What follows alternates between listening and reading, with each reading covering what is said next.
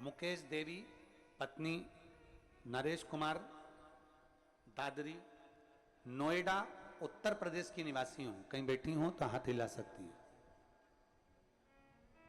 मुकेश देवी पत्नी नरेश कुमार दादरी, नोएडा की उत्तर प्रदेश की रहने वाली हूं। आप ही हैं?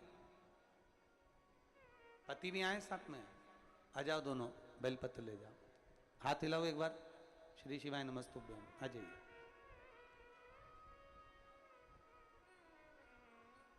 गुरुजी, आपकी नोएडा में कथा हुई। एक दिन की शिव महापुराण की कथा हमने नोएडा के पंडाल में बैठकर सुनी। एक लोटे जल का महत्व जाना, श्री शिवाय नमस्तुभ्यम बोलने का क्या फल होता है, यह हम उस एक दिन की कथा में जान गए। मेरे पति फौज की नौकरी में रहे और फौज से रिटायर हुए, जिनकी पेंशन से हमारे 4 बच्चे और हमारा पालन पोषण होता, पर इतना धन नहीं कि हम पूर्ण तरह से अच्छे से रह पाए। चिंताएं तो बनी रही।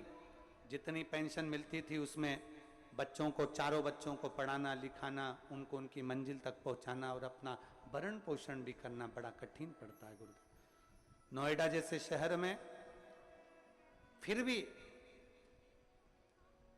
जब बहुत दुख की घड़ी आ गई, 4 बच्चों का पढ़ना और साथ में ये सारा एक पेंशन से चलाना बहुत मुश्किल हो गया, तब मैंने एक दिन की कथा सुनी और अपने पति से कहा कि आप 14 जून को आप सीहोर चले जाओ। 14 जून 2023 को मेरे पति पहली बार यहाँ सीहोर आए। कुबरेश्वर बाबा का कंकर शंकर का पूजन उन्होंने जमीन पर बैठकर किया। एक रुद्राक्ष लिया, प्रणाम किया और यहां से चले गए। मेरे पति ने मुझसे कहा कि वहां पर लोग कह रहे थे कि जो बैग आता है वो बैग 3 महीने में वापिस आपको लेकर कुबरेश्वर धाम आता है, बैग खोलना नहीं पड़ता। मेरे पति ने मुझसे कहा कि मेरा बैग, अब मैं भी देखूं कि वो सीहोर वाला महाराज कथा में जो कहता है वो सत्य होता है कि नहीं होता। मेरा बैग खोलना नहीं, 3 महीने का इंतजार करूंगा। 3 महीने बाद महाराज को पत्र लिखूंगा कि मेरा काम हुआ कि नहीं हुआ। और हमने बैग नहीं खोला, बैग रख दिया।